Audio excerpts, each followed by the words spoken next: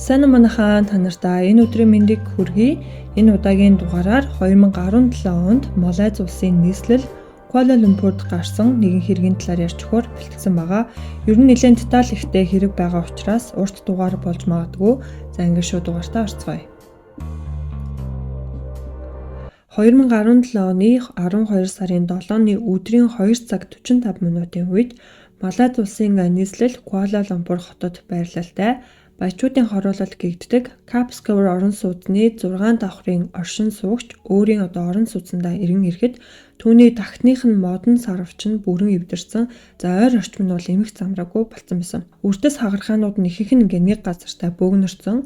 Тухайн залуу ийм хүчтэй хохирол яг юунаас болж гарсныг төсөөлж чадахгүй нэлээд гайхсан байдалтай ойртон очиж шалгахаар болсон байна. Эвдэрлийн дунд нэгэн хачирхалтай зүйл байсныг тухайн залуу анзаараад эхэндээ яг юу болохыг нь тодорхойлж чадахгүй байсан ч хэлбэр дүрсэн тодорх тусмаа тухайн залуугийн амьсгаа нь давчтаад эхэлсэн. Өндөр том биетэй эмэгтэй хүний нүцгэн бие тэр дунд хэвтчихсэн байна. Эмэгтэйгийн бие нь хөшөж хөлдсөн юм шиг гараа цээжиндээ хумсан байдалтай яг нэг тийм дээр үеийн Египтийн муми шиг тийм байдалтай харагдчихсан. Яг энэ хугацаанд хэн нэгэн ямар нэгэн зүйл харсан, сонссон, цагдаад дуудлага өгсөн зүйл ерөөсөө байхгүйсэн. Хэрвээ хэн нэгэн доошоо унаж сарвч эвдрэх үед ойр орчмын хүмүүс юу ч анзаараагүй байна гэдг нь нэлээд хачирхалтай санагдчихсан байна. 6 давхрын байрны эзэн залуу айж сандарсандаа шууд цагдаад мэдгцэн. Цагдаагийн албан хаагчид хэргийн газар ирэх үед харамсалтай тухайн эмэгтэй аль хэзээний нас барсан байсан. Гэхдээ түүнийг яг хэн болохыг нь тодорхойлоход нэлээд хүндрэлтэй байсан. Учир нь тухайн эмэгтэй нүцгэн ойр орчимд нь түүний эд зүйлсгээд ах зүйл юу ч олдоогүй. Ингээд цагдаа нар тухайн барилгын CCTV-г шалгаж үзэхээр болсон. CCTV-д бичигдснээр тухайн өдрийн өглөөний 5 цаг 44 минутанд нас барсан эмэгтэйтэй нэлээд өстэй гэмээр хүн тухайн байранд амьдардаг Америк гэр бүлийн хосууд болох Александр Джонсон, түүний эхнэр Луна Джонсон нарын хамтаар цахилгаан шат руу явж байгаа нь бичигдсэн байсан. За Александр залуухан эмэгтэйг тэрвэрчилсэн байрны үйлчилгээний ажилчид тэдэнд тусалж байгаа Александрийн эхнэр Луна араас нь явж байгаа нь харагдсан. За бүгдээрээ л нэг тийм гоё ганган хувцас өмссөн байснаас нь харахад ямар нэгэн үдшилгээс ирсэн болов гэмээр харагдчихсан. Александр Джонсон, Луна Джонсон хоёрын хувьд Америкаас ирсэн нэлээд баян бизнес эрхлэгчид байсан бөгөөд тухайн байшингийн 20 давхарт амьдардаг. За мөрдөгчд хосуудтай уулзах гээд гэрлүү нь бол очсон. За хаалгаа бол тайлаагүй гэр дотор нь хүн байгаа юм шиг нэг тийм шилний чимээ гарсан ч гэсэн мөрдөгчд хүн байхгүй байна гэж бодоод тэндээс яваад за оройны 5 цагийн үед буцаж ирэхэд Александр болон Луна Джонсоноор гэртээ байсан байна. За нас орсон эмэгтэйг тэднийд ирсэн. Гэхдээ яг түүнд юу тохиолдсныг бол мэдэхгүй гэж хэлсэн. Ингээд мөрдөгчд тухайн нас орсон эмэгтэйг хэн болохыг тодорхойлж чадсан. Тухайн эмэгтэй нь 18 настай Нидерланд улсын загвар өмсөгч Ивана Смит байсан бөгөөд за Ивана Смит нь 1999 оны 1 сарын 4-ний өдөр Нидерланд улсын Старт гэх жижигхэн хотод бол төрсөн. Өөрөөсөө 14 насаар дүү нэг эрэгтэй дүүтэй. За Иваныгийн ээж нь болохоор Нидерланд хүн, аав нь болохоор Хятад болон Индонез улсаас гаралтай. За Ивана Смит бол багаасаа л тийм том зорилго өөртөө тавьчихсан. Түүнийхээ төлөө шаргуу хичээдэг их хөдөлмөрч охин байсан баа. За эцэг эх нь хоёулаа машин зардаг бизнес эрхэлдэг байсан учраас гэртээ бол доктортой нэг байгаад байдаггүй. Ажлын шаардлагаар байнга ийш тийшээ явчихдаг. Тийм ч учраас хүүхэд насныхаа ихэнх цаг хугацааг эмээ өвөөтэйгөө өнгөрүүлсэн байна. 2002 онд түүний эмээ өвөө нь Малайз улс руу нүүхээр болсон. Харин Ивана эмээ өвөөтэйгээ хамт Малайз улс руу бас нүүхийг эцэг эхээс бол гуйсан байна. Эхэндээ эцэг эх нь бол зөвшөөрөөгүй, харин хэрвээ явуулахгүй бол хоол идэхгүй гэж зөрүүдлээд байсан учраас аргагүй ирэхэнд эмээ өвөөтэй хамт Малайз улс руу явуулсан байна. За Ивана Малайз улсын Пинанг гэх арал дээр хүүхэд насаа бол өнгөрөөж ахлах сургуулаа ч гэсэн амжилттай төгссөн.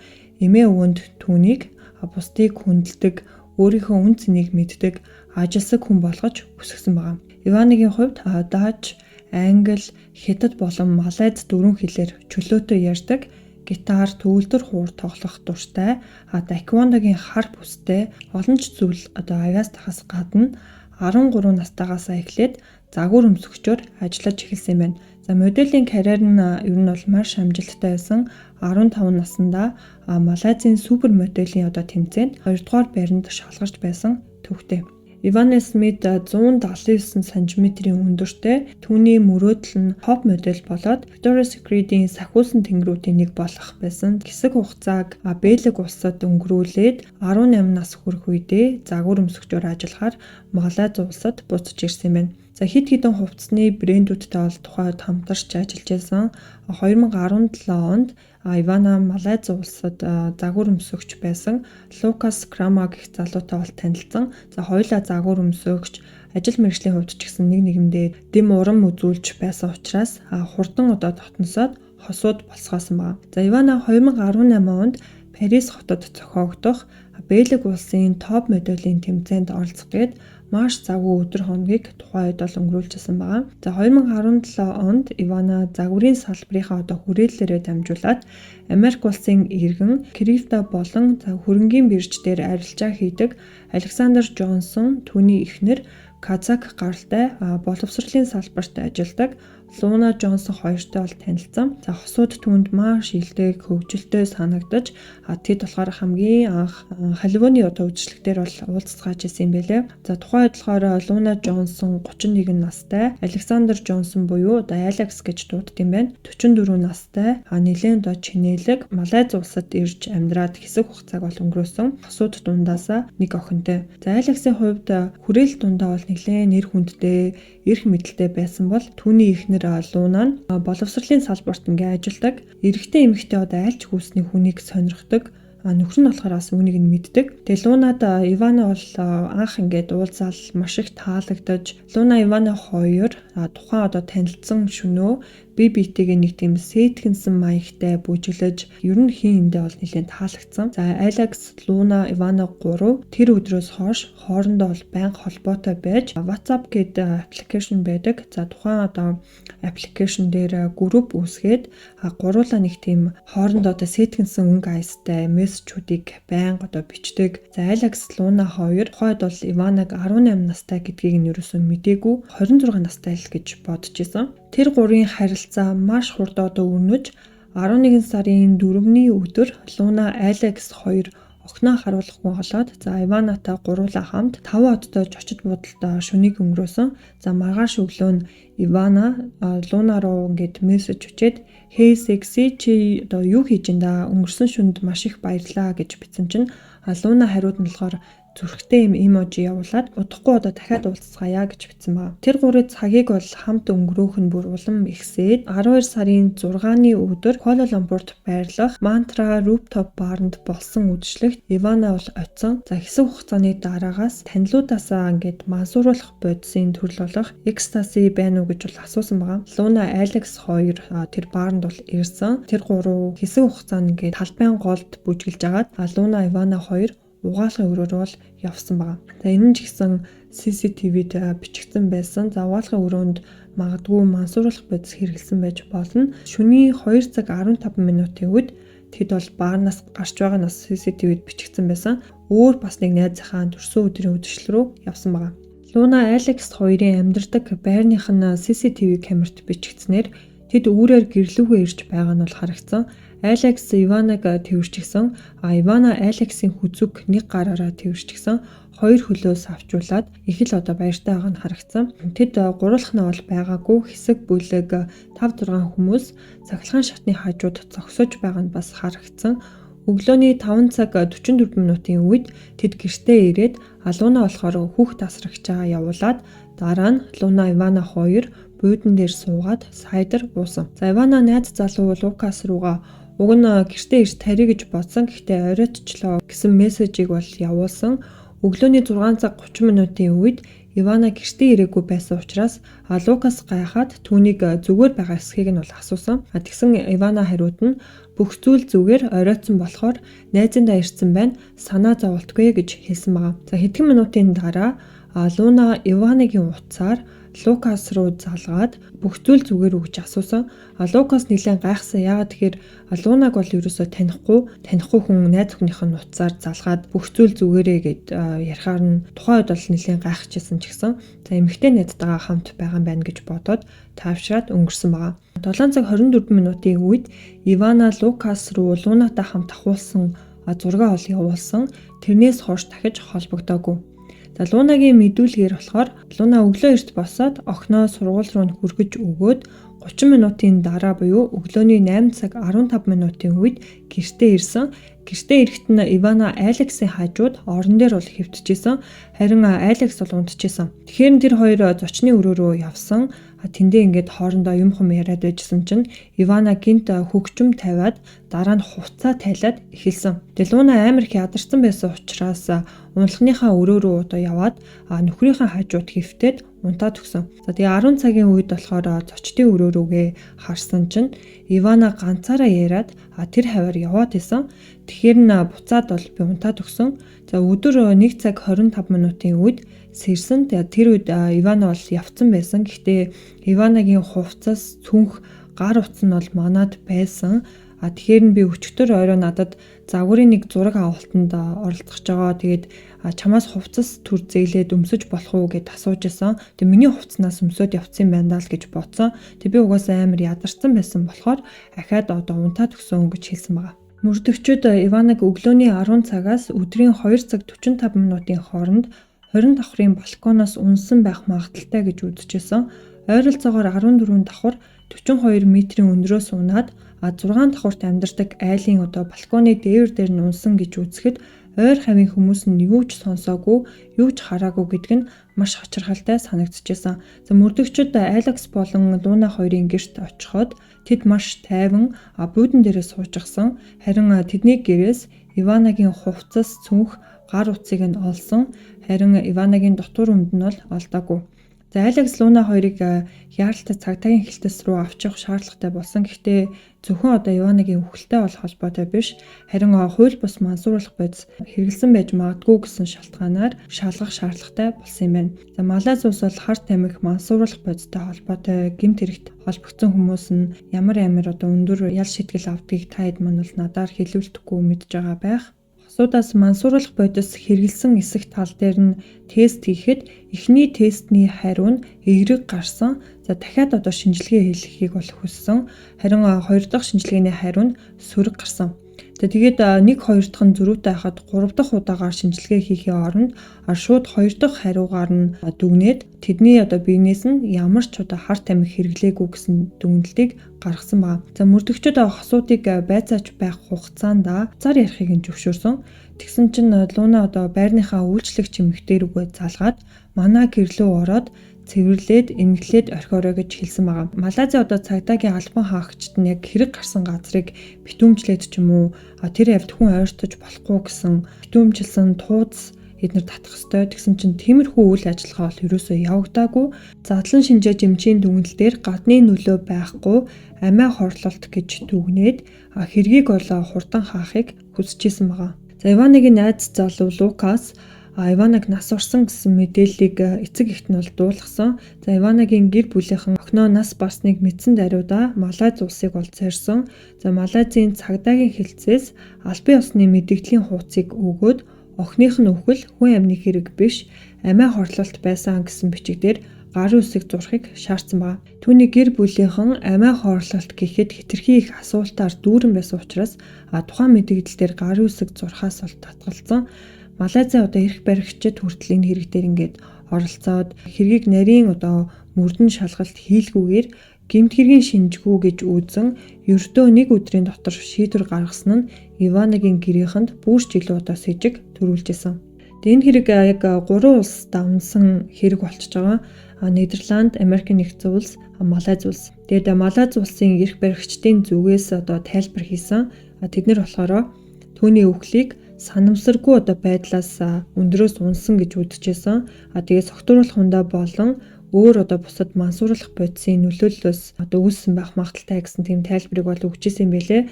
Тэгээд задлан шинжилгээнийх нь үйл явцсан ч гэсэн ер нь нэлээд олон асуудал дагуулсан. Жишээ нь гэхэд шүүх эмнэлгийн эмч нь нас орсон цагийг тодорхойлох чухал алхам болох биеийн температурыг нь хэмжээгүй ингээд орхисон байсан. Тэгээ Иваныгийн цуснаас нь ч гэсэн нэлээд хожуу шинжилгээ авцсан. Олон төрлийн мансуурлах бодис түүний цуснаас нь илэрсэн. Тэгээ өвглийн шалтгааны нь болохоор гол суудсан тасарсан гэд тийм дүгнэлт бичсэн. Тэгээ тайланд нь дурдсанаар болохоор 20 давхраас унсны дараа эргэтнүүд нь олон гэмтэл авсан учраас богино хугацаанд амьтаа байжгаад тэгээд нас орсон гэсэн тэмдэглэгийг хийсэн байсан. Иваныгийн гэр бүлийнхэн түүний зохицыг харсныхаа дараа улам бүр ингээд тэр гаргасан шийдвэрүүд нь сэжигтэй санагдчихсан. Гар болон хөлн дээр хөвгчлөлтүүдийг нь ерөөсөө бичиж тэмдэглээгүй орхисон байсан. За ингээд Иваныгийн гэр бүлийнхэн түүний зохицыг нь хүлээж авсныхаа дараа Нидерландад авчираад цаашид мөрдөн шалгалтыг хийлгүүлэхээр болсон юм байна. За Иваныгийн зохицыг Нидерланд улсад авчирсан даруйда Нидерландын нэр хүндтэй шүүх эмнэлгийн эмч доктор Франк де Гот бол 2 дахь задлан шинжилгээг түүний бие дээр нь хийсэн. За түүний хийснээр Малайзийн анхны тайлантай түүний хийсэн тайлан 2 зөрчилдсөн. Доктор Франк де Готийн олж мэдснээр Иваныгийн толгойдоо авсан гэмтэл нь өндрөөс унахаас өмнө авсан гэмтэл байх магадaltaй гэж үзсэн. За Малайзийн талаас болохоор түүний биенээс нь кокаин, канабис, согтуурлах ундааны төрлүүд илэрсэн гэж тэмдэглэсэн байсан. За мөн нэмэлтээр болохоор PMMA гэд энэ бодис бас илэрсэн бэлээ. За энэ бодис нь болохоор хэрэглэснийхаа дараа хүний бие дотроос ингээд халуун шатж байгаа юм шиг тэр нь шууд зүрхний асуудал үүсгэх, таталт бас өгөх тийм аюултай бодис юм байна. За энэ бодис болохоор түүний биенээс нь бага хэмжээгээр илэрсэн байгаа. Хамгийн хачирхалтай нь Иваныгийн биенээс мансууруулах бодисны төрлүүд илэрсэн. Харин Луна Айлакс хоёрын биенээс илрээгүй. Гэхдээ та бүхэн санаж байгаа бол 2 удаа шинжилгээ хийгээд эхнийхтэйг нь уг нь тэдний биенээс нь илэрсэн. Тэгэхээр Ивана энэ мансууруулах бодисны төрлийг хаанаас олж хэрэглэсэн байх боломжтой вэ? Ганцаараа явж байхдаа хэрэглэсэн үү? Эсвэл хин нэгэн түүний уух юмд нь мансууруулах бодис хийж орхисон байсан уу? Тэгээ түүний өвглийн шалтгааны нь мансууруулах бодис болон согтууруулах ундаа 2 хольж хэрэглэсэн учраас түүний биед нь өөрчлөлт өгөөд нас орсон байх боломжтой гэж бас үзэжсэн. За эцэст нь доктор Ван де Готийн хэлснээр түүний зохицыг байрлуулсан байдал нь эсвэл түүний доошо унсан байдал нь сонирхол татгууз байна.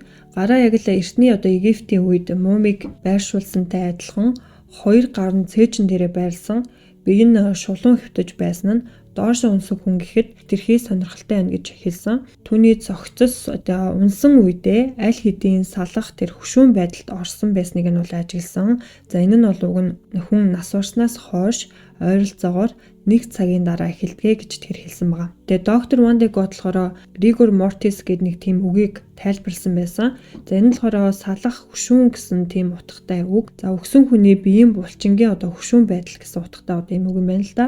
Тэгээд өгснээсээ хойш хэдэн цагийн дараа булчингийн идүүд нь бол хатаж, за биеийн хөдөлгөөн бол боломжгүй болж энэ нь үхлийн дараах физиологийн өөрчлөлтүүдийн нэг юм. Rigor mortis нь ерөнхийдөө өгснээс хойш 2-6 цагийн дараа эхэлж 12-оос 24 цагийн дараа хамгийн их шатандаа хүрээд дараа нь бол аажмаар буурч бүрэн арилдгаа гэж тэр бас тодотгож хэлсэн байгаа. За энэхүү дэлгэрэнгүй мэдээлэл нь түүнийг балконоос унахаас өмнө аль хэдийн нас барсан байж магадгүй гэсэн дүгнэлтийг баттгаж болохоор байгаа.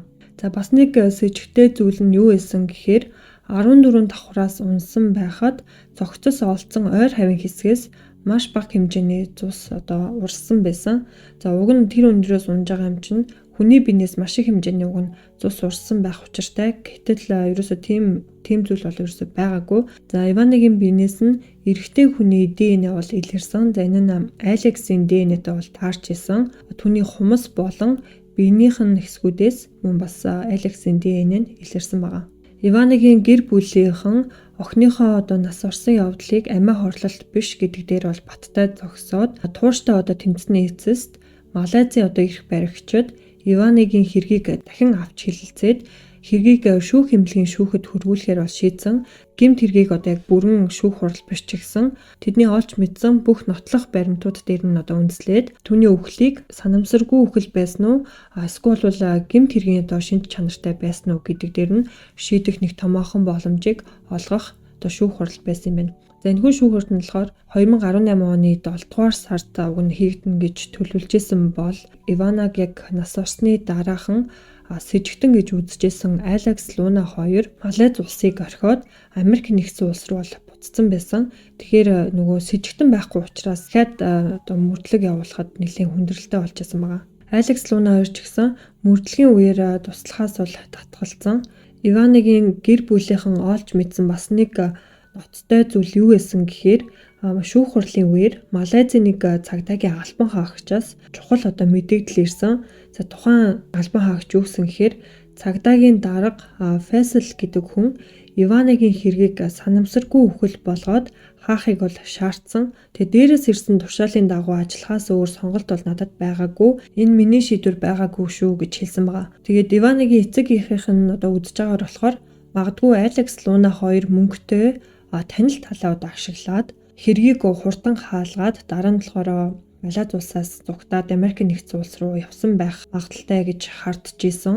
Иваныгийн гэр бүлийнхэн охиныхоо төлөө шудраг ёс ялж үнэн илрэх хүртэл мөрдлөгөө зогсоохгүй гэдгээ хэлж тэд Их Британий хуучин цагдаагийн мөрдөгч асан телевизийн хөтлөгч Марк Уильямс Томс гэдэг хүнд бол хандсан юм билээ.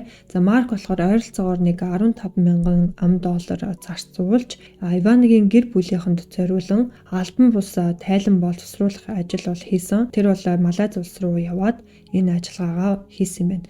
За түүний олж мэдснээр болохоор Иваныгийн үхэл нь амиа хортлолт биш харин хүн амны хэрэг байсан гэж тэр бол зурагтаар бас тэгж ярьсан байгаа.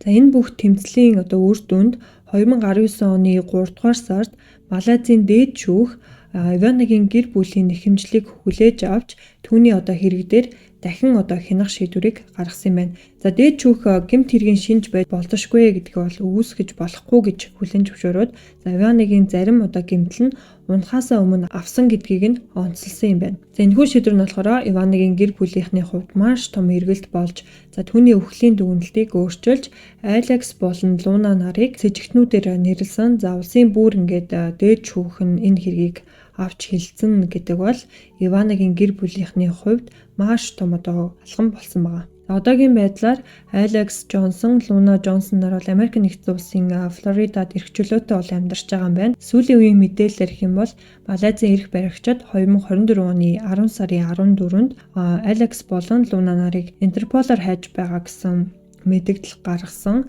Ингээ хичнээн одоо Интерполоор хайж байгаа ч гэсэн яг Америк нэгдсэн улс Малайз хоёр хоорондоо юм гэрээтэй юм байна л да. За эрүүгийн одоо хэрэгээр шалгагдж байгаа хүмүүсийг хүлээлгэж өгөх тал дээр ч юм уу тиймэрхүү асуудалтай холбоотой үн тийм гэрээ байгаа. Гэхдээ энэ нь яг ямар нөхцөл байдал дээр хэрэгждэг нь одоогоор ингээд тодорхой бус байгаа юм байна. Тэгэхээр шууд одоо Америк нэгдсэн улс руу очиод тэр хоёр хүний нөгөө барих ямарч боломжгүй. Гэхдээ тэр хоёр хүн хэрвээ Малайз улсын хилээр давах юм бол шууд баригдана гэсэн үг. Хэргийн үйл явц бол явагдаж байгаа. Шийдэгдээгүй байгаа.